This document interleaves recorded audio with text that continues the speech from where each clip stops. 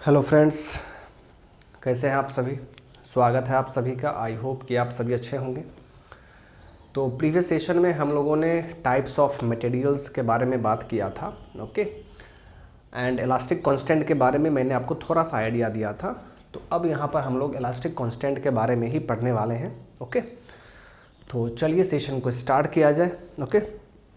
तो देखिए my dear, पिछले सेशन में मैंने आपको बताया था कि इलास्टिक कांस्टेंट का यूज़ हम लोग स्ट्रेस और स्ट्रेन के बीच रिलेशनशिप फाइंड आउट करने के लिए करते हैं। एंड स्ट्रेन को थ्योरेटिकली मेजर करने के लिए भी हम लोग इलास्टिक कांस्टेंट का यूज़ करते हैं, ओके। तो आइए इस इलास्टिक कांस्टेंट के बारे में थोड़ा अच्छे से समझने की कोशिश करते हैं। देखिए माय डियर, जब भी किसी मटेरियल पर टेंशन टेस्ट होगा, ठीक है, आपने सिंपली टेंशन टेस्ट पढ़ा होगा, ठीक है। तो उस टेंशन टेस्ट में क्या होगा कि जब भी कोई लोड अप्लाई होगा बॉडी पर तो उसमें डायमेंशन चेंज होगा, दैट मीन्स स्ट्रेन मिलेगा। अब जब स्ट्रेन मिलेगा तो वहाँ पर फिर क्या होगा, स्ट्रेस भी प्रोड्यूस होगा अगर बॉडी रिस्ट्रिक्टेड है तो, बताया था मैंने। तो जो स्ट्रेस का वैल्यू होता है, ये वैल्यू स्ट्रेन के साथ डायरेक्टली प्रोपोर्शनल होता है, लेकिन हर जगह नहीं। हर जगह मतलब स्टार्टिंग से एंड तक ऐसा नहीं होगा। तो स्टार्टिंग से लेकर कुछ पॉइंट तक, कुछ डिस्टेंस तक, यानी कुछ लिमिट तक ये वैल्यू क्या होगा, प्रोपोर्शनल होगा। लेकिन उसके बाद फिर प्रोपोर्शनल नहीं होगा। तो जिस लिमिट तक माय डियर स्ट्रेस स्ट्रेन के साथ डायरेक्टली प्रोपोर्शनल होता है, उस लिमिट को हम लोग प्रोपोर्शनल लिमिट कहते हैं। बात समझ में आ रहा है। तो उसी में देखिए, एक हुक्स लॉ आपने पढ़ा होगा, from Hooke's law up to proportional limit. Hooke's law का कहना क्या है, इस लॉ का कहना है up to proportional limit, up to proportional limit stress will be directly proportional to strain. Hooke's law का कहना है कि प्रोपोर्शनल लिमिट तक स्ट्रेस स्ट्रेन के साथ डायरेक्टली प्रोपोर्शनल होगा। तो यहाँ से देखिए, जब ये प्रोपोर्शनलिटी साइन हटेगा तो यहाँ पर एक कांस्टेंट आएगा। उसी कांस्टेंट को हम लोग इलास्टिक कांस्टेंट बोलते हैं। इसी का मतलब इलास्टिक कांस्टेंट इनटू क्या हो जाएगा, स्ट्रेन। तो यहाँ से आप elastic constant is equal to लिख सकते हैं स्ट्रेस डिवाइड बाय स्ट्रेन। मतलब स्ट्रेस और स्ट्रेन के बीच किस तरह का रिलेशनशिप है, ये आपको इलास्टिक कांस्टेंट के हेल्प से मालूम चल जाएगा, ठीक है। तो यही है आपका इलास्टिक कांस्टेंट। प्रोपोर्शनल लिमिट तक स्ट्रेस स्ट्रेन के साथ डायरेक्टली प्रोपोर्शनल होता है। प्रोपोर्शनल लिमिट के बाद ये चीज़ वैलिड नहीं है। प्रोपोर्शनल लिमिट तक जैसे जैसे स्ट्रेन बढ़ेगा वैसे वैसे स्ट्रेस बढ़ेगा। लेकिन प्रोपोर्शनल लिमिट के बाद आप अगर देखेंगे, इसके बाद आपका इलास्टिक लिमिट आता है। बात समझ में आ रहा है। इलास्टिक लिमिट आएगा, फिर अल्टीमेट पॉइंट आता है, फिर फ्रैक्चर आता है। तो उन सभी पॉइंट पर ये चीज़ वैलिड नहीं होगा। ये वैलिड सिर्फ अप टू प्रोपोर्शनल लिमिट तक ही होता है। तो यहाँ से जब प्रोपोर्शनलिटी साइन हटेगा तो एक कांस्टेंट आएगा जिसे हम लोग इलास्टिक कांस्टेंट कहते हैं। तो elastic constant is equal to क्या हो गया, स्ट्रेस डिवाइडेड बाय स्ट्रेन। यहाँ तक क्लियर है। चलिए माय डियर, अब यहाँ पर जनरली हम लोग स्ट्रेंथ ऑफ मटेरियल में जिस मटेरियल के बारे में बात करते हैं वो होमोजीनियस एंड आइसोट्रॉपिक दोनों होता है। होमोजीनियस एंड आइसोट्रॉपिक का जो एग्जांपल होता है वो क्या है, ग्लास एंड मेटल्स। तो देखिए, तो उस ग्लास एंड मेटल्स के लिए, that means homogeneous and isotropic materials के लिए नंबर ऑफ इलास्टिक कांस्टेंट कितना होता है, 4। तो हमें 4 इलास्टिक कांस्टेंट के बारे में पढ़ना होता है, ओके। तो आइए अब देखते हैं कि ये चारों इलास्टिक कांस्टेंट हम लोग कैसे फाइंड करेंगे, किस हेल्प से हम लोग चारों इलास्टिक कांस्टेंट का वैल्यू निकालेंगे। आइए इस चीज़ को थोड़ा सा ध्यान से देखते हैं।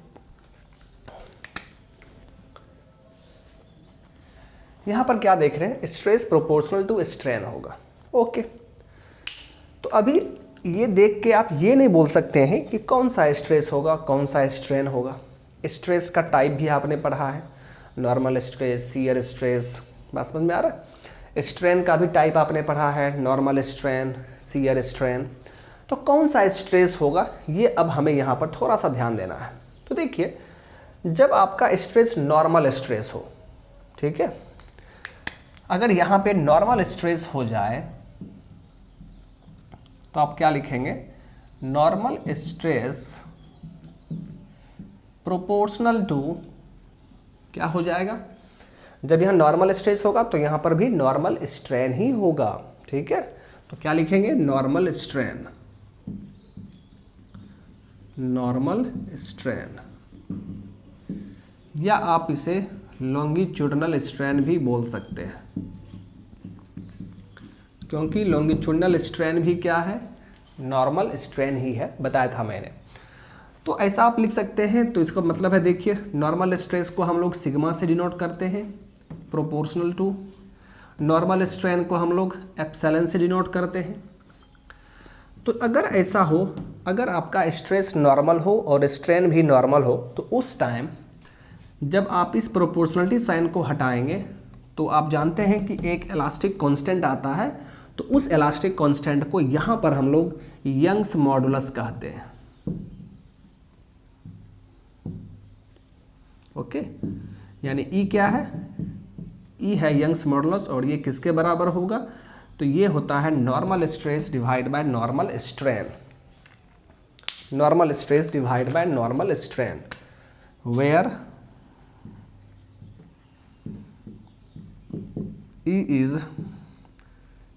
E is an elastic constant known as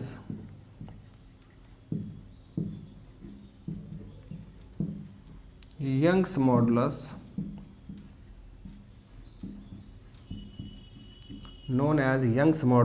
or modulus of elasticity, और मॉडुलस ऑफ इलास्टिसिटी, ओके। तो देखिए, फर्स्ट इलास्टिक कांस्टेंट आपको मिल चुका है, हमारे पास फर्स्ट इलास्टिक कांस्टेंट आ चुका है। फर्स्ट इलास्टिक कांस्टेंट क्या होगा, normal stress divide by normal strain, okay. यानी यंग्स मॉडुलस को आप क्या लिखेंगे, नॉर्मल स्ट्रेस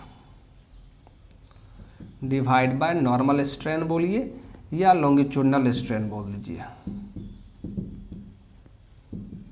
ठीक है। चलिए, तो जब स्ट्रेस नॉर्मल होगा तो स्ट्रेन भी नॉर्मल होगा, और उस टाइम जो इलास्टिक कांस्टेंट आएगा वो हमारा यंग्स मॉडुलस होगा, या उसे ही हम लोग मॉडुलस ऑफ इलास्टिसिटी कहते हैं, ठीक है। अब देखिए माय डियर, अब ध्यान दीजिए, अगर स्ट्रेस आपका शियर स्ट्रेस हो तो स्ट्रेन भी कैसा होगा, शियर स्ट्रेन होगा, ओके।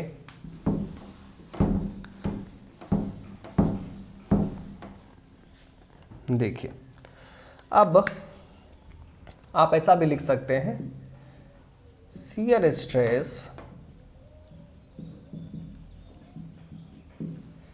प्रोपोर्शनल टू क्या होगा, शियर स्ट्रेन, शियर स्ट्रेन। मतलब जब शियर स्ट्रेस होगा तो उस टाइम स्ट्रेन कौन सा होगा, शियर स्ट्रेन होगा। जब नॉर्मल था तो ये भी नॉर्मल हुआ, जब शियर स्ट्रेस होगा तो शियर स्ट्रेन होगा। शियर स्ट्रेस को हम लोग टाउ से डिनोट करते हैं, शियर स्ट्रेन को आप जानते हैं गामा से डिनोट करते हैं, ओके। प्रोपोर्शनलिटी साइन जब हटेगा तो उसके जगह पर एक इलास्टिक कांस्टेंट आएगा जिसे हम जी बोलते हैं। सो जी इज इक्वल टू क्या हो गया, tau divide by gamma, that means shear stress divided by shear strain.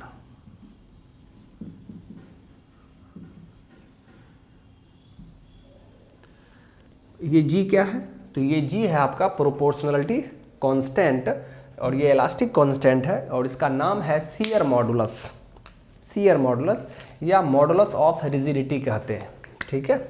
तो आप यहाँ पर क्या लिखेंगे, where G is an elastic constant known as where G is an elastic constant known as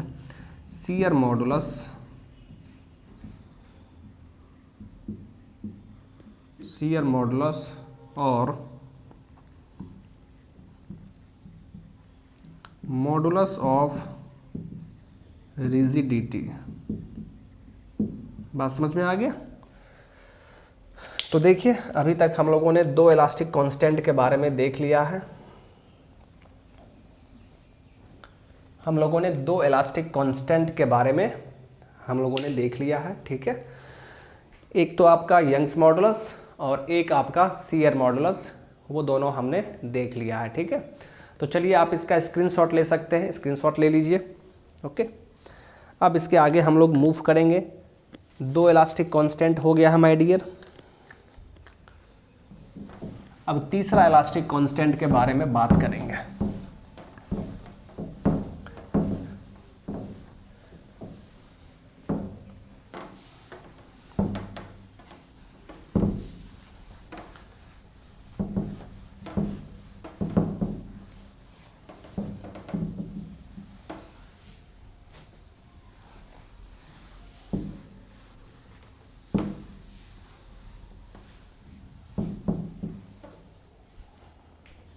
आइए ध्यान देंगे थर्ड में क्या होगा। आप जानते हैं कि स्ट्रेस प्रोपोर्शनल टू स्ट्रेन होता है। अब अगर स्ट्रेस मान लीजिए नॉर्मल स्ट्रेस है, नॉर्मल स्ट्रेस बोलिए या हाइड्रोस्टैटिक स्ट्रेस बोलिए, एंड वो प्रोपोर्शनल टू अगर वॉल्यूमेट्रिक स्ट्रेन हो रहा है, सपोज ध्यान देंगे आप, हाइड्रोस्टैटिक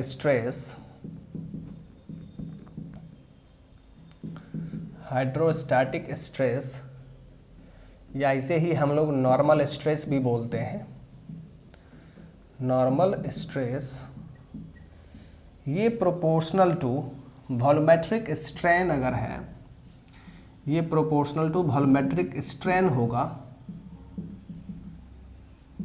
ओके। तो इस टाइम देखिए क्या होता है, नॉर्मल स्ट्रेस को हम सिग्मा बोलते हैं, वॉल्यूमेट्रिक स्ट्रेन एप्सिलॉन भी लिखेंगे।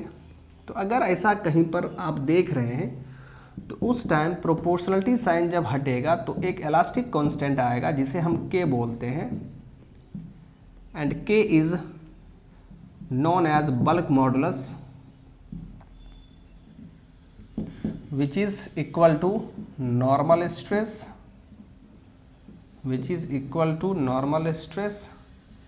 Divide by volumetric strain,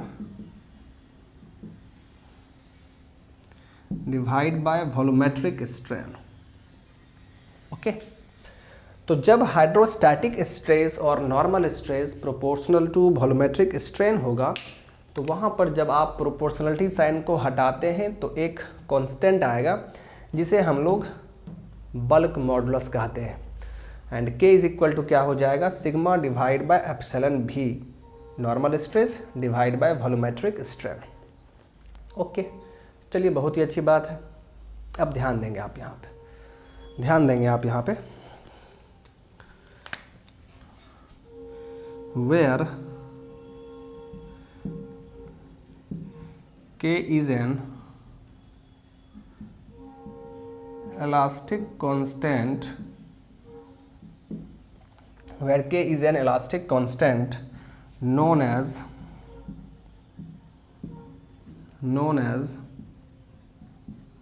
bulk modulus, okay. तो ये तो आपको ध्यान में रखना है कि तीसरा इलास्टिक कांस्टेंट आपको मिल चुका है, थर्ड इलास्टिक कांस्टेंट आपको मिल चुका है my dear, third elastic constant. अब यहाँ पर K इज इक्वल टू आप क्या देख रहे हैं, sigma divide by epsilon V, volumetric strain. Volumetric strain को आप कैसे लिखेंगे, delta V divide by V, change in volume divide by original volume, sigma into V divide by delta V. So bulk modulus is equal to आप sigma by epsilon V बोल सकते हैं, या sigma into V divide by delta V, ये भी आप लिख सकते हैं। बात समझ में आ रहा है?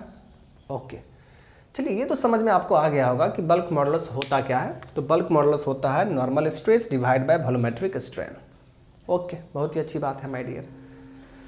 अब यहाँ पर थोड़ा सा ध्यान देना है। मैं आपको बताऊंगा अभी कि ये हाइड्रोस्टैटिक स्ट्रेस का क्या मतलब है और किस कंडीशन में बल्क मॉडुलस एग्जिस्ट करेगा। बल्क मॉडुलस हमेशा एग्जिस्ट नहीं करता है, हमेशा एग्जिस्ट नहीं करेगा। ऐसा नहीं है कि कोई भी क्वेश्चन हो आप वहाँ बल्क मॉडुलस पुट कर सकते हैं, नहीं माय डियर। बल्क मॉडुलस हमेशा एग्जिस्ट नहीं करता है। तो किस कंडीशन में एग्जिस्ट करेगा वो सब मैं अभी आपको बताऊंगा, थोड़ा सा ध्यान रखिए। अब यहाँ पर देखिए, तो यहाँ से आप ऐसा बोल सकते हैं, इफ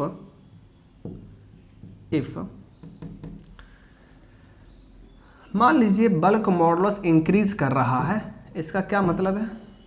बल्क मॉडुलस इंक्रीज कर रहा है, इसका मतलब वॉल्यूमेट्रिक स्ट्रेन या change in volume, volumetric strain या चेंज इन वॉल्यूम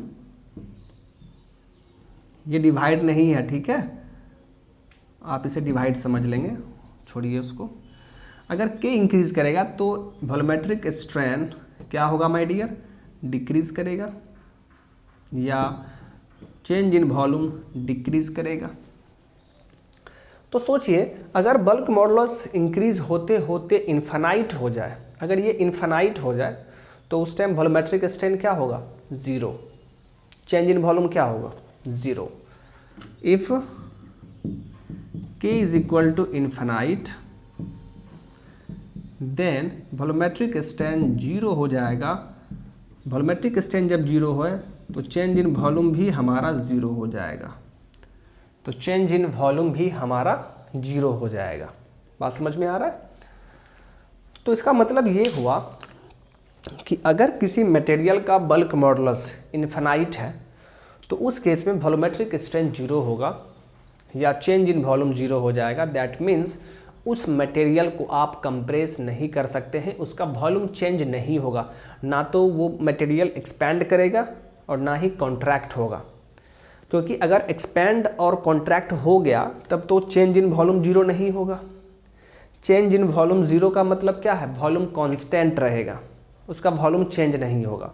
क्योंकि अगर वॉल्यूम चेंज हो गया तो वॉल्यूमेट्रिक स्ट्रेन तो जीरो होगा नहीं। तो इसका साफ मतलब है कि अगर के इन्फिनाइट है दैट मीन्स वो इनकॉम्प्रेसिबल मटेरियल है। Delta V is equal to zero, इसका मतलब क्या होगा? V is equal to constant, volume constant होगा। तो उस मटेरियल को हम लोग इनकॉम्प्रेसिबल मटेरियल कहते हैं। इनकॉम्प्रेसिबल फ्लूइड बोलिए या मटेरियल बोलिए।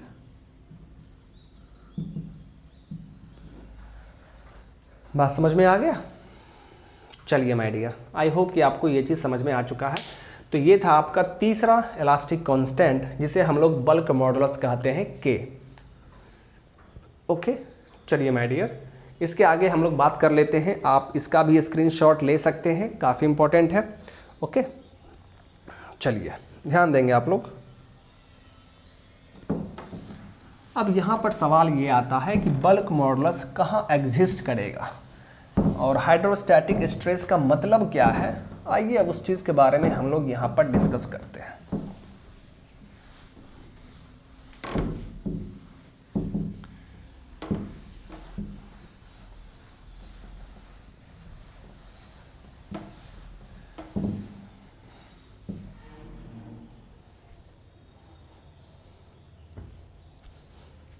आइए देखिए,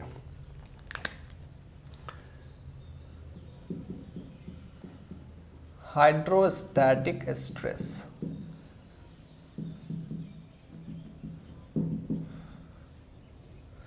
तो इसके नाम से ही लग रहा है hydro liquid water, static rest. मतलब अगर वाटर रेस्ट में है तो उस केस में वाटर के अंदर कोई अगर सॉलिड बॉडी है तो उसके ऊपर जो स्ट्रेस लगेगा उसे हम हाइड्रोस्टैटिक स्ट्रेस कहते हैं। अब आप सोचेंगे सर फ्लूइड में स्ट्रेस क्या लगेगा? माय डियर, प्रेशर की बात कर रहा हूँ मैं। फ्लूइड के केस में अगर कोई सॉलिड ऑब्जेक्ट लिक्विड में सबमर्ज है तो इस सॉलिड के ऊपर लिक्विड के द्वारा प्रेशर लगाया जाएगा। प्रेशर भी एक तरह का स्ट्रेस ही है। प्रेशर आपका निगेटिव स्ट्रेस होता है क्योंकि प्रेशर हमेशा कंप्रेसिव नेचर का होता है। प्रेशर हमेशा कंप्रेसिव नेचर का होगा, तो स्ट्रेस क्या होगा? Negative pressure. बात समझ में आ रहा है? तो हाइड्रोस्टैटिक स्ट्रेस का मतलब है, आप खुद सोचिए माय डियर, खुद सोचिए, ये कोई लिक्विड है, माय डियर। इस लिक्विड में सपोज कोई ऑब्जेक्ट सबमर्ज किया गया है, ठीक है। तो यहाँ पर क्या होगा माय डियर? इस लिक्विड के द्वारा यहाँ पर प्रेशर P लगेगा, यहाँ पर भी प्रेशर P लगेगा और यहाँ पर भी प्रेशर P लगेगा। तीनों डायरेक्शन से प्रेशर P लग रहा है, मतलब ये लिक्विड इस ऑब्जेक्ट पर एक कंप्रेसिव फोर्स लगा रहा है। तो स्ट्रेस क्या होगा? कंप्रेसिव फोर्स लग रहा है तो स्ट्रेस क्या होगा? कंप्रेसिव नेचर का होगा। बात समझ में आ रहा? इसे ही हम लोग बोलते हैं हाइड्रोस्टैटिक स्ट्रेस। एक्स डायरेक्शन में भी, वाई डायरेक्शन में और जेड डायरेक्शन में, तीनों डायरेक्शन में देखिए स्ट्रेस सेम लग रहा है। स्ट्रेस सेम लग रहा है, compressive, minus sigma minus sigma minus sigma. या सिंपली आप ये बोल सकते हैं, अगर सिर्फ स्ट्रेस के बारे में बात करेंगे तो minus P minus P minus P, ठीक है। तो जब तीनों डायरेक्शन में स्ट्रेस का मैग्नीट्यूड सेम हो जाए और स्ट्रेस सेम नेचर का हो तो उस स्टेट ऑफ स्ट्रेस को हम लोग हाइड्रोस्टैटिक स्टेट ऑफ स्ट्रेस कहते हैं। फिर सुन लीजिए, अगर किसी ऑब्जेक्ट पर तीनों डायरेक्शन में सेम वैल्यू ऑफ स्ट्रेस लग रहा हो, सिर्फ वैल्यू सेम होने से काम नहीं चलेगा, उसका नेचर भी सेम होना चाहिए। नेचर का मतलब क्या है? नेचर का मतलब है कि अगर एक टेंसाइल है तो तीनों टेंसाइल होना चाहिए, या तीनों कंप्रेसिव होना चाहिए। ऐसा नहीं कि दो टेंसाइल हो एक कंप्रेसिव हो, नहीं, तो अपोजिट नेचर का हो गया ना। तो नेचर सभी का सेम होना चाहिए। तो यहाँ पर देखिए तीनों का तीनों कंप्रेसिव नेचर का है, ओके। तीनों का मैग्नीट्यूड भी सेम है, बहुत अच्छी बात है। तो बोल देंगे कि this body is under hydrostatic state of stress. बात समझ में आ रहा है? तो यहां पर आप क्या लिखेंगे देखिए, here sigma X sigma Y sigma Z, X direction में जो स्ट्रेस लग रहा है, वाई डायरेक्शन में जो स्ट्रेस लग रहा है, जेड डायरेक्शन में जो स्ट्रेस लग रहा है वो माइनस पी है, माइनस पी। तो देखिए सेम मैग्नीट्यूड का तीनों स्ट्रेस काम कर रहा है, नेचर भी सेम है। तो हम क्या बोलेंगे? दिस पॉइंट, हम लोग स्ट्रेंथ ऑफ मटेरियल में पॉइंट देखते हैं ना, so this point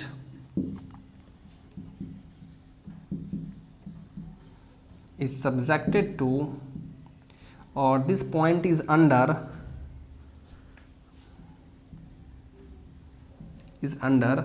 hydrostatic state of stress,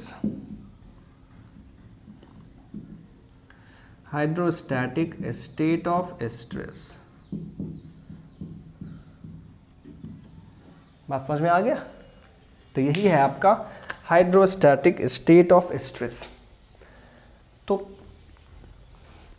जब ऐसा होगा तब तो हमें हाइड्रोस्टैटिक स्ट्रेस मिलेगा, यानी यही क्या है हमारा हाइड्रोस्टैटिक स्ट्रेस है। जब तीनों बराबर हो जाए स्ट्रेस तो उसी स्ट्रेस को हम लोग बोलते हैं हाइड्रोस्टैटिक स्ट्रेस, और तीनों का नेचर भी सेम होना चाहिए। So this is the hydrostatic stress.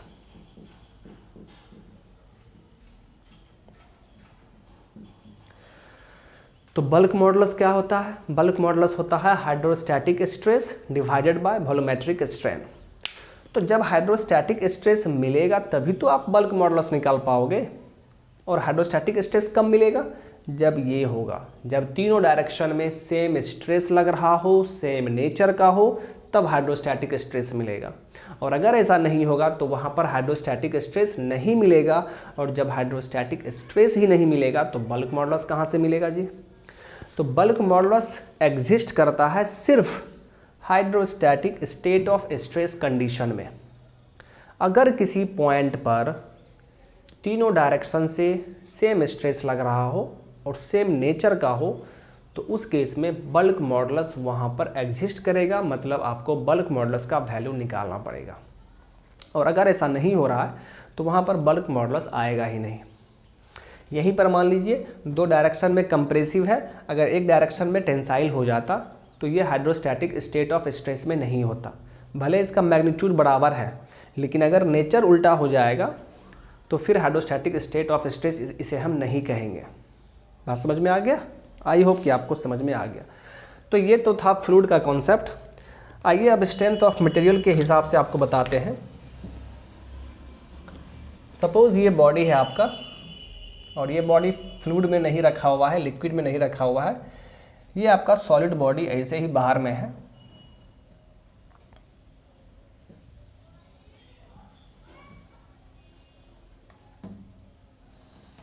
ये आपका सॉलिड बॉडी है माय डियर, और इस सॉलिड बॉडी के केस में आप देख रहे हैं कि इस डायरेक्शन में सिग्मा काम कर रहा है स्ट्रेस, इस डायरेक्शन में भी सिग्मा, एंड इस डायरेक्शन में भी सिग्मा। अगर ऐसा आप कहीं देख रहे हैं, ये पॉइंट है, तो यहाँ पर क्या देख रहे हैं? यहाँ पर आप देख रहे हैं सिग्मा एक्स, सिग्मा वाई और सिग्मा जेड तीनों आपस में बराबर है, और वो किसके बराबर है? सिग्मा के बराबर है। और तीनों का देखिए नेचर भी सेम है, तीनों का नेचर भी सेम है। इसका मतलब हुआ कि ये point hydrostatic state of stress condition में है। तो क्या बोलेंगे आप? So this point is under hydrostatic state of stress condition।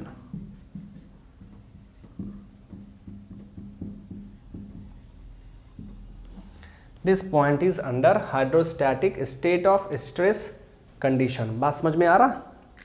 और मेन पॉइंट क्या है? तो मेन पॉइंट ये है, note bulk modulus will exist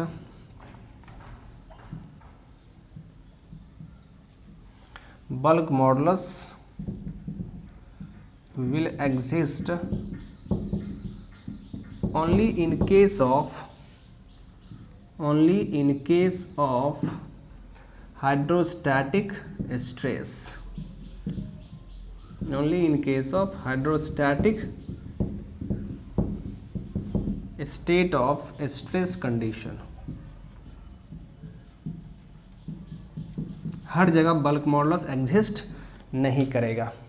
okay, so I hope कि आपको ये चीज़ अच्छे तरीके से समझ में आ गया है।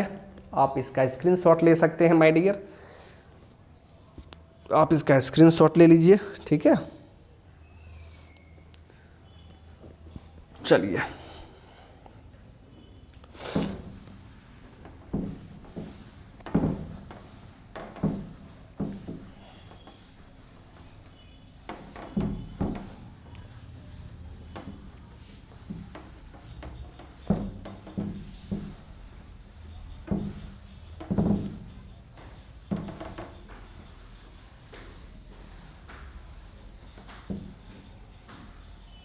ओके, आइए तो मैं आपको डेफिनेशन लिख दे रहा हूँ सबसे पहले। A point is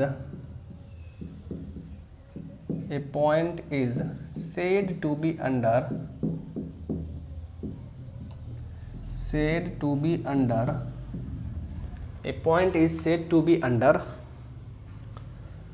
hydrostatic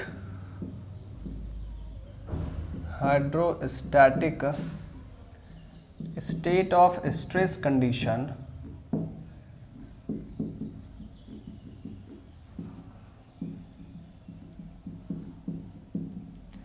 A point is said to be under hydrostatic state of stress condition or spherical state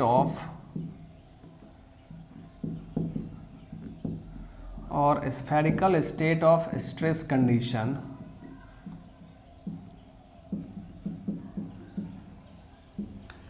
when it is subjected to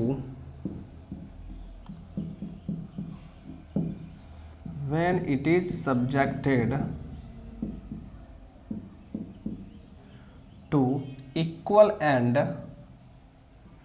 सिर्फ इक्वल से काम नहीं चलेगा, इक्वल एंड लाइक। लाइक का मतलब क्या है? Same nature.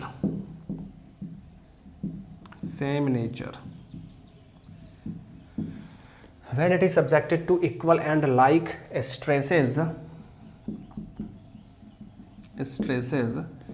in three mutually perpendicular direction,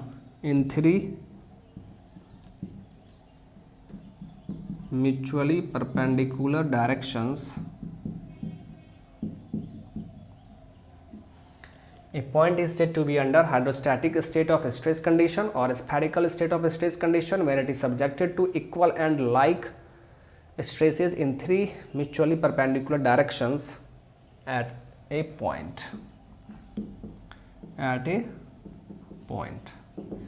बात समझ में आ रहा है? अब यहाँ पर आप देख पा रहे हैं कि hydrostatic state of stress condition का ही दूसरा नाम है spherical state of stress condition. Hydrostatic state of stress condition का ही दूसरा नाम है spherical state of stress condition. बात समझ में आ गया? तो ये चीज़ आपको ध्यान में रखना होगा। ओके, चलिए माय डियर, आई होप कि आपको ये चीज़ अच्छे तरीके से समझ में आ गया होगा। चलिए हम लोग अब इसके आगे मूव करते हैं। तो अभी तक 3 इलास्टिक कांस्टेंट के बारे में आपने पढ़ लिया है।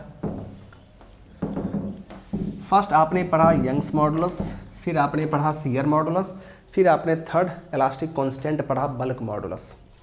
अब एक इलास्टिक कांस्टेंट और बचा हुआ है जिसे हम बोलते हैं पॉइजन्स रेशियो। तो चलिए पहले पॉइजन्स रेशियो के बारे में बात कर लेते हैं, फिर हम लोग सभी इलास्टिक कांस्टेंट के बीच का रिलेशनशिप देखेंगे। ओके, आइए my dear.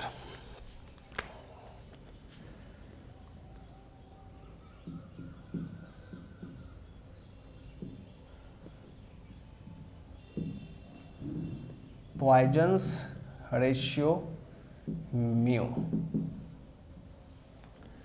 Poisson's ratio mu. अब ये म्यू क्या होता है वो समझिए। आपको मैंने एग्जांपल लिया था जब मैं आपको स्ट्रेन, टाइप्स ऑफ स्ट्रेन बता रहा था, तो वहाँ पर मैंने आपको लॉन्गिट्यूडनल स्ट्रेन और लैटरल स्ट्रेन दिखाया था। ठीक है, सपोज़ ये बॉडी था, जब आप यहाँ से इसको पुल करेंगे तो एक्स डायरेक्शन में हमें लॉन्गिट्यूडनल स्ट्रेन मिलेगा और वाई डायरेक्शन में हमें लैटरल स्ट्रेन मिलेगा। तो अगर आप एक्स डायरेक्शन में इसको पुल कर रहे हैं तो आप जानते हैं कि इसका लेंथ इंक्रीज़ होगा, लेकिन साथ ही साथ वाई डायरेक्शन में डायमीटर डिक्रीज़ कर जाएगा। जिस रेट से लेंथ इंक्रीज़ करेगा उसी रेट से डायमीटर डिक्रीज़ करेगा।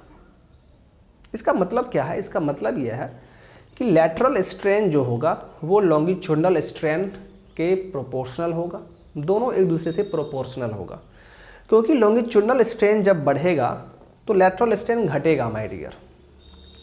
ओके, अगर यहीं पे हम कंप्रेसिव फोर्स लगा देते तो लेंथ डिक्रीज़ करता और डायमीटर इंक्रीज़ करता, तो उस टाइम लॉन्गिट्यूडनल स्ट्रेन डिक्रीज़ कर रहा है और लैटरल स्ट्रेन इंक्रीज़ कर रहा है, लेकिन रेट सेम होगा, रेट सेम होगा। अब ये मत सोच लेना है कि सर प्रोपोर्शनलिटी साइन का तो मतलब ये होता है, प्रोपोर्शनलिटी साइन का तो मतलब ये होता है कि एक बढ़ेगा तो दूसरा भी बढ़ेगा। बात समझ में आ रहा है? ये मत नहीं सोचना है। प्रोपोर्शनलिटी साइन का ये भी मतलब होता है कि जिस रेट से ये बढ़ेगा उसी रेट से दूसरा वाला भी बढ़ेगा। बात समझ में आ रहा है? या चेंज करेगा।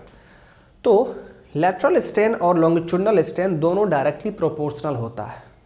अगर लैटरल स्ट्रेन का रेट, चेंज करने का रेट ज़्यादा है तो लैटरल स्ट्रेन का भी चेंज करने का रेट ज़्यादा हो जाएगा।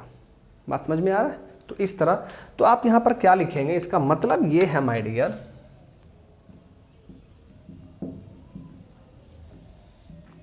कि लैटरल स्ट्रेन प्रोपोर्शनल टू क्या होगा, longitudinal strain.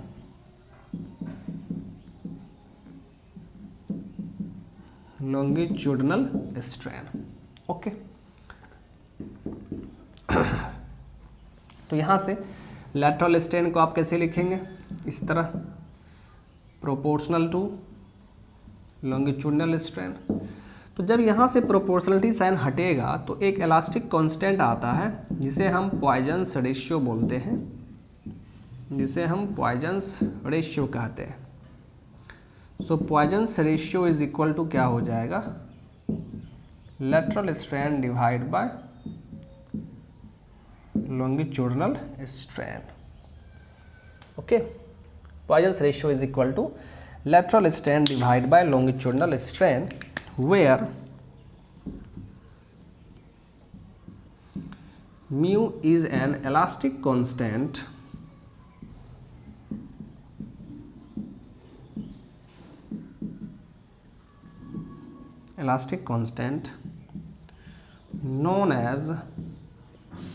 known as Poisson's ratio.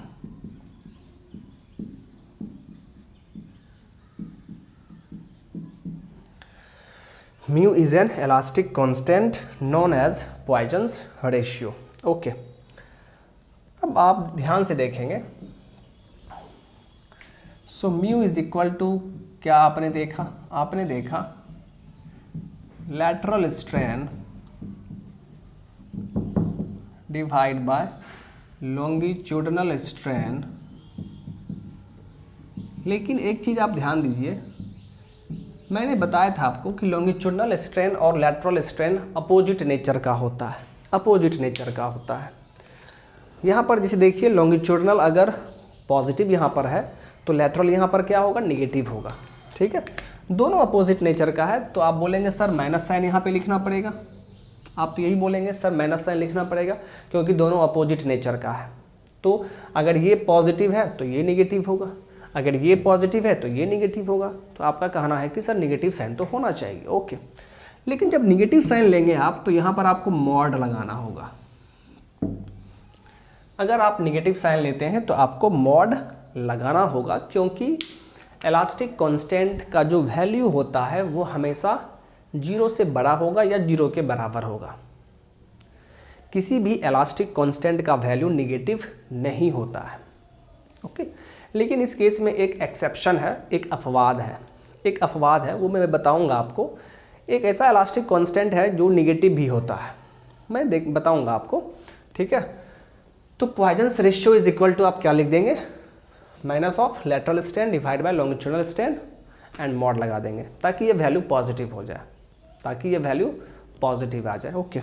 अब यहाँ से देखिए, तो अगर इस फिगर की बात किया जाए, तो यहाँ पर लॉन्गिट्यूडनल स्ट्रेन क्या होगा, del L by L naught positive होगा, change in length divide by original length.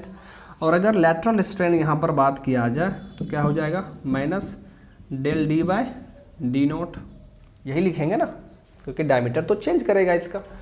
तो यहाँ से आप पॉइजन्स रेशियो डायरेक्ट लिख सकते हैं, mod of minus lateral strain कितना है, del D by D not, and longitudinal strain कितना है, del L by L not, mod लगा देंगे। तो इस तरह हम लोग पॉइजन्स रेशियो कैलकुलेट करते हैं। सो आई होप कि आपको ये चीज़ समझ में आ गया है, ठीक है। अब यहाँ पर ध्यान दीजिए, पॉइजन्स रेशियो क्या है, lateral strain divide by longitudinal strain. और जनरली जितने भी तरह के मटेरियल्स होते हैं तो ये सोचने की बात है कि जब भी आप किसी भी मटेरियल्स को खींचेंगे, पुल करेंगे तो उसका लेंथ बढ़ेगा लेकिन डायमीटर घट जाएगा। तो मतलब लॉन्गिट्यूडनल स्ट्रेन पॉजिटिव होगा और लैटरल स्ट्रेन निगेटिव होगा।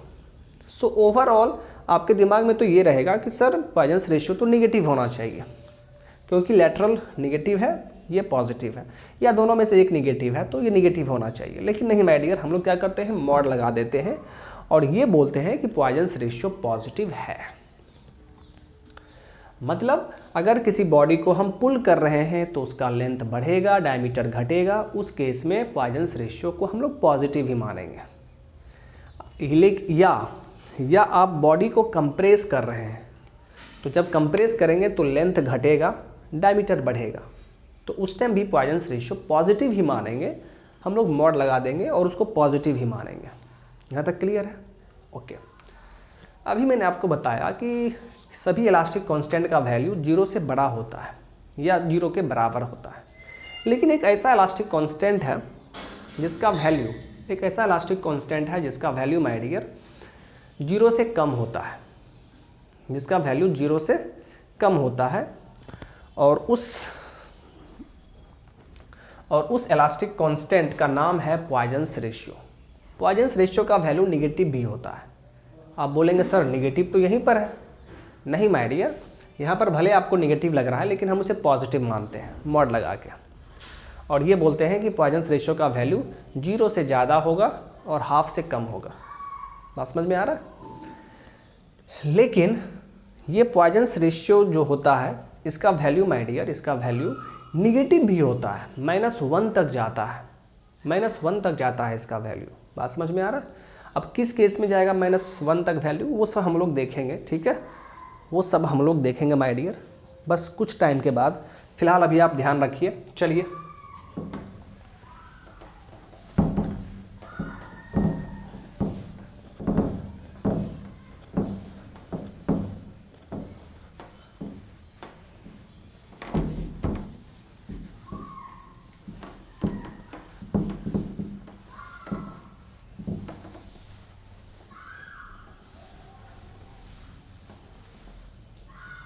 ओके, आइए देखते हैं my dear.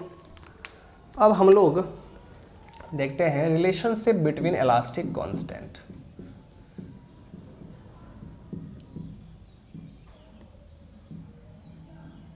Relationship between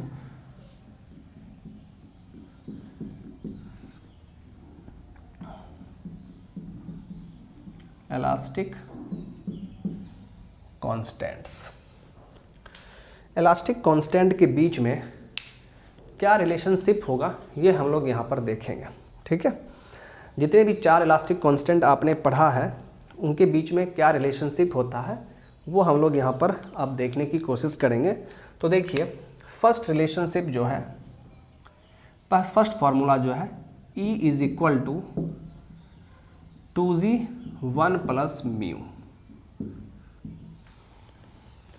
first formula है E = 2g 1 + μ।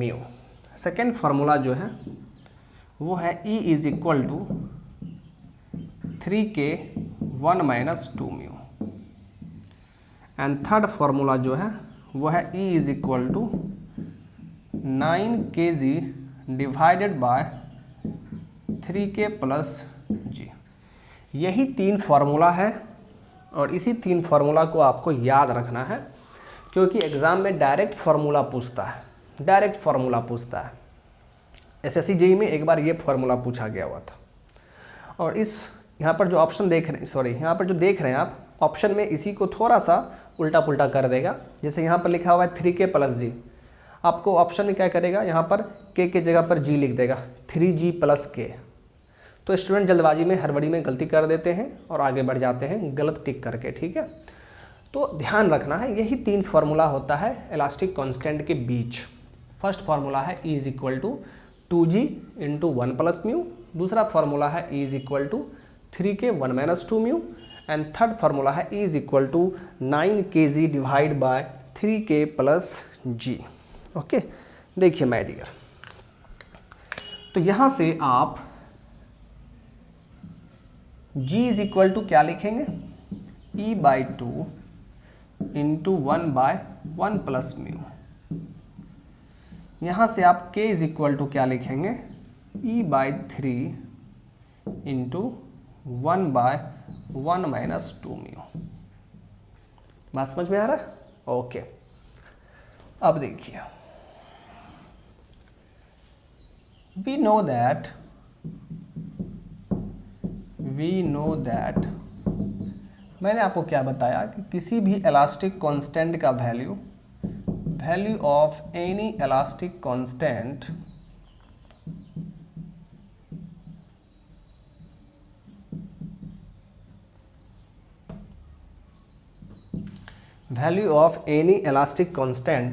should be greater than equal to 0. Value of any elastic constant should be greater than equal to 0. Okay, अब देखिए तो k का value k क्या है, बल्क मॉडुलस, इसका value should be greater than equal to 0, should be greater than equal to 0 होना चाहिए। और k का फॉर्मूला क्या है, ये वाला, यानी E/3 1 minus 2 mu should be greater than equal to 0। इसका मतलब ये हुआ माय डियर कि ये जो वैल्यू है 1 माइनस 2 म्यू, 1 माइनस 2 म्यू, ये वैल्यू पूरा 0 से बड़ा कब होगा, जब ये वैल्यू 0 से बड़ा होगा, क्योंकि इसी पे तो डर है, अगर ये निगेटिव हो गया तो ये पूरा निगेटिव हो जाएगा। तो ये वैल्यू हमेशा 0 से बड़ा होना चाहिए। तो यहां से देखिए माय डियर,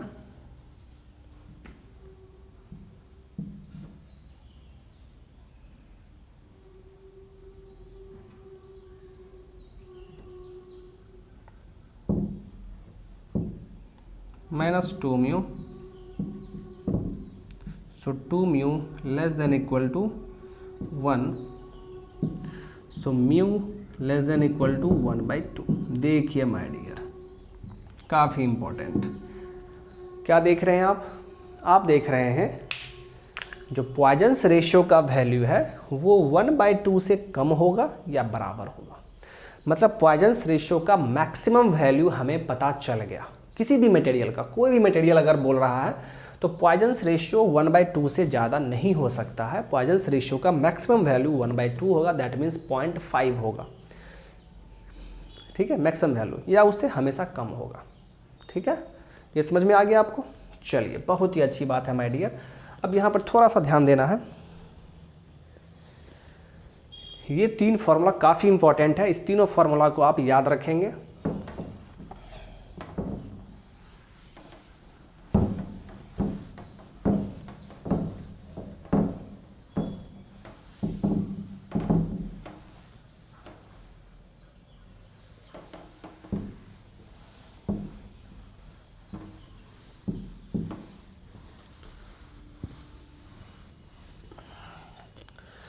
तो म्यू क्या है, पॉइजन्स रेशियो, म्यू क्या है, पॉइजन्स रेशियो। तो म्यू के बारे में आप क्या लिखेंगे, so mu should be greater than equal to 0 but less than equal to 1/2, क्योंकि म्यू का वैल्यू आपने देखा कि 1/2 से कम होगा या बराबर होगा। और म्यू क्या है, इलास्टिक कांस्टेंट, और हमने बताया आपको कि इलास्टिक कांस्टेंट का वैल्यू हमेशा 0 से बड़ा होगा या बराबर होगा, 0 से कम नहीं होगा, निगेटिव नहीं होगा। और चूंकि ये पॉइजन्स रेशियो है तो यहाँ पर लैटरल बाय लॉन्गिट्यूडनल होता है, तो ये माइनस में होगा। जब माइनस में लिखेंगे तो आपको मॉड लगाना होगा, तो इसका मतलब पॉजिटिव ही बोलेंगे। इस 1/2 वैल्यू को हम लोग पॉजिटिव वैल्यू ही बोलेंगे, मतलब इस केस में पॉइजन्स रेशियो पॉजिटिव है। लेकिन माय डियर, लेकिन बट जनरली पॉइजन्स रेशियो का जो वैल्यू होता है वो -1 से 1/2 तक जाता है, -1 से 1/2 तक जाता है।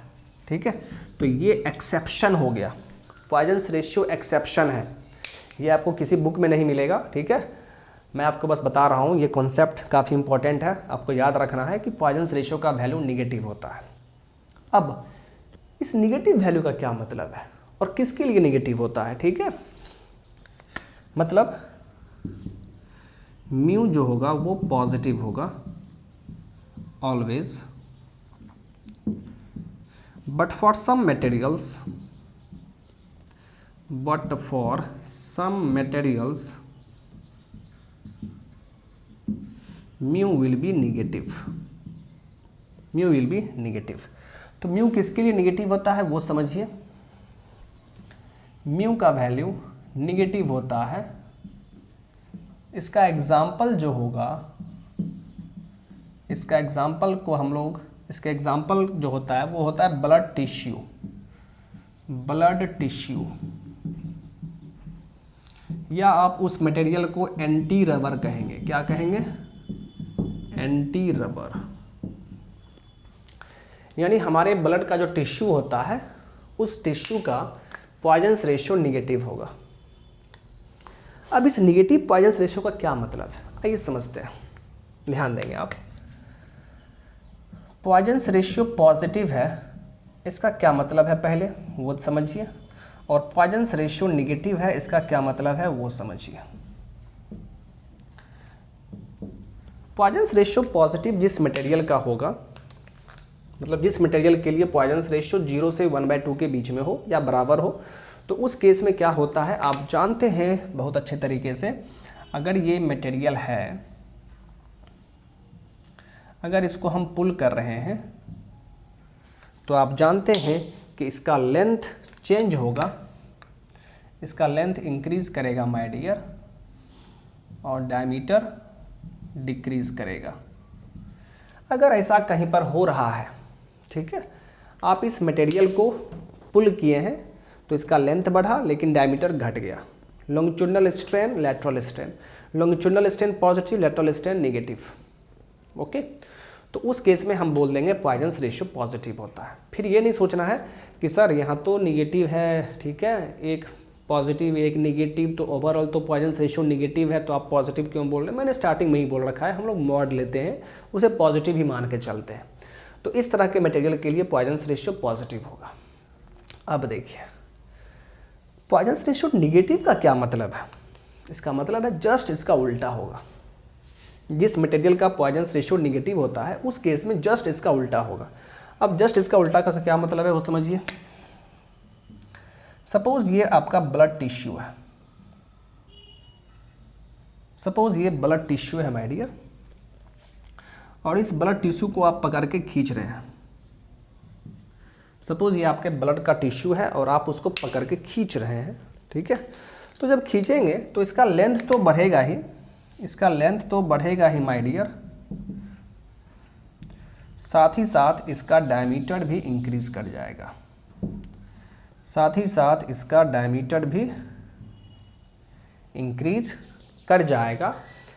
तो अगर किसी मटेरियल के लिए आप ऐसा देख रहे हैं तो उसका पॉइजनस रेशियो हम निगेटिव कहेंगे। तो निगेटिव पॉइजनस रेशियो का यही मतलब हुआ कि अगर कोई भी मटेरियल को आप खींचते हैं ना तो लेंथ तो बढ़ेगा ही, डायमीटर भी बढ़ जाता है, जबकि ऐसा जनरली नहीं होता है। ऐसा जनरली किसी मटेरियल के लिए जो हम देखते हैं अपने आसपास नहीं होता है उसके लिए, ठीक है। तो हम लोग अपने आसपास जितने भी मटेरियल देखते हैं उसके लिए आपका क्या होगा, ये अगर हम पुल कर रहे हैं, अगर हम पुल कर रहे हैं माय डियर, तो उसका लेंथ बढ़ेगा, तो ऑब्वियस सी बात है कि उसका डायमीटर घट जाएगा। ये हमारे आसपास जितने भी मटेरियल्स हैं उसके लिए। लेकिन कुछ मटेरियल्स में क्या होता है कि आप उसको पुल करेंगे तो उसका लेंथ तो बढ़ेगा ही, डायमीटर भी इंक्रीज कर जाएगा। तो उस मटेरियल्स के पास पॉइजनस रेशियो हम क्या बोलेंगे, निगेटिव है, ठीक है। तो ये चीज़ आपको ध्यान में रखना होगा। और इसका एग्जांपल क्या है, blood tissue and anti rubber. एक मटेरियल डेवलप किया गया है जिसका नाम है एंटी रबर। इस रबर के लिए पॉइजनस रेशियो हमेशा निगेटिव होता है। ओके, सो आई होप कि आपको ये कॉन्सेप्ट अच्छे तरीके से समझ में आ गया होगा। आपके एग्ज़ाम में आपको सिंपली ये याद रखना है, आपको सिंपली ये याद रखना है माय डियर, ये काफ़ी इम्पॉर्टेंट है। ये बस मैंने आपको थोड़ा सा डीप में जाके बता दिया, ये एग्ज़ाम में नहीं पूछेगा माय डियर, ठीक है। आपको सिर्फ इसको याद रखना है कि poisonous ratio of a material, उसका वैल्यू 0 और हाफ के बीच में रहेगा, या 0 के बराबर भी होगा और हाफ के बराबर भी होगा, ठीक है। पॉइजनस रेशियो का मैक्सिमम वैल्यू हाफ होता है, याद रहेगा इतना चीज़। चलिए अब इसके आगे हम लोग बात कर लेते हैं माय डियर, ध्यान देंगे आप लोग।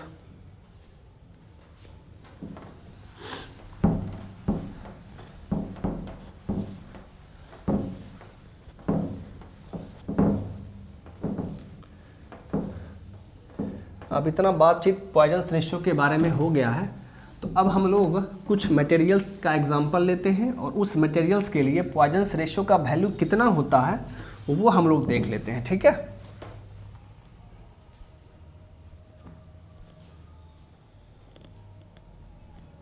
आइए देखिए, तो हम लोग एक टेबल बनाते हैं।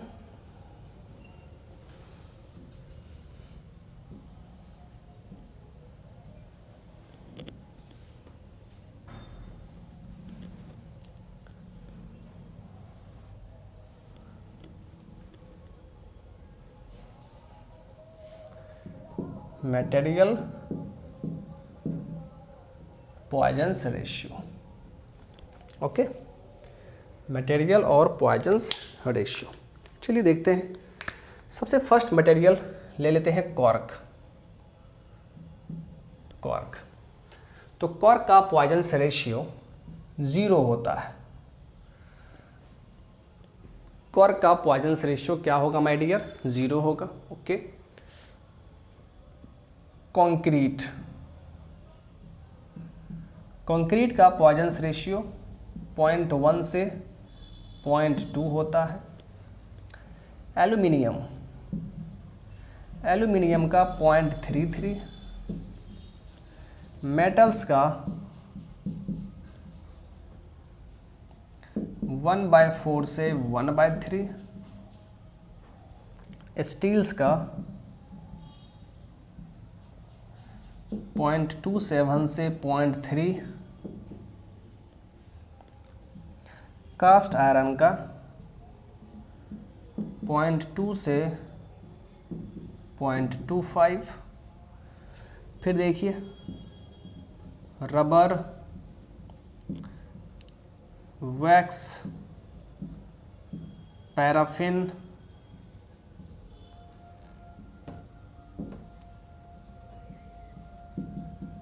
पैराफिन या any plastic material, any plastic material, इसके लिए वैल्यू 0.5 होता है।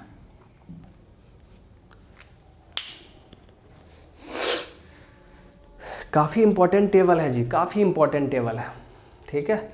मटेरियल्स और उसके पॉइजंस रेशियो का वैल्यू, ओके। म्यू क्या है? Poisson's ratio.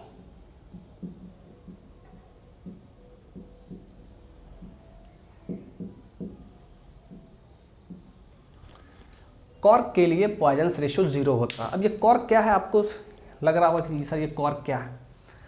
तो अगर आप कोई मूवी देखते होंगे तो वहाँ पर जो शैम्पेन का बोतल होता है, ठीक है, सपोज़ ये बोतल है तो यहाँ पर कॉर्क लगा रहता है, उसी को दबाना पड़ता है, ठीक है, उसी को पुश करना पड़ता है। आपने देखा भी होगा मूवी में, ऐसे पुश करता है तब वो निकलता है, ठीक है। वही लकड़ी का जो टुकड़ा रहता है ना, जिसे आप पुश करते हैं, दबाते हैं, तब वो बाहर निकलता है, वही आपका कॉर्क है, ठीक है। तो कॉर्क का पॉइजंस रेशियो 0 होता है। कंक्रीट का पॉइजंस रेशियो 0.1 से 0.2 के बीच में होता है। एल्युमिनियम के लिए 0.33, मेटल्स के लिए 1/4 से 1/3 के बीच में रहेगा। स्टील के लिए 0.27 से 0.3 के बीच में। कास्ट आयरन के लिए 0.2 से 0.25 and rubber, wax, paraffin, any plastic material, इन सभी के लिए पॉइजंस रेशियो मैक्सिमम होता है, 0.5 होता है। पॉइजंस रेशियो का मिनिमम वैल्यू किसके लिए? कॉर्क के लिए। मैक्सिमम वैल्यू किसके लिए? रबर, वैक्स, पैराफिन के लिए। मैंने बताया था कि पॉइजंस रेशियो का वैल्यू 0 से लेकर 0.5 के बीच में वैरी करता है। वो -1 छोड़ दीजिए, वो एक्सेप्शन था, ठीक है। और उसका एक्सेप्शन क्या था? Blood tissue and anti rubber, वो छोड़ दीजिए। जनरली हम लोग क्या पढ़ेंगे? 0 से लेकर 0.5 तक रहेगा पॉइजंस रेशियो। तो ये टेबल आपको किसी भी तरह याद करना ही पड़ेगा, ठीक है, क्योंकि एग्जाम में यहाँ से डायरेक्ट आपसे क्वेश्चन पूछा जाएगा, डायरेक्ट आपको किसी मटेरियल का पॉइजंस रेशियो पूछ दिया जाएगा, ओके। तो बेहतर होगा कि आप इस टेबल को अच्छे से याद कर लीजिए, ओके। Very very important. बात समझ में आ रहा है? तो इसका भी आप स्क्रीनशॉट ले लीजिए, ओके।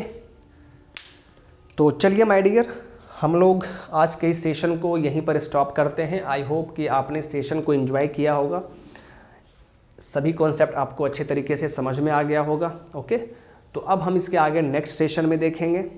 तो चलिए माय डियर, इस सेशन को हम लोग यहीं पर स्टॉप करते हैं। Thank you, bye bye.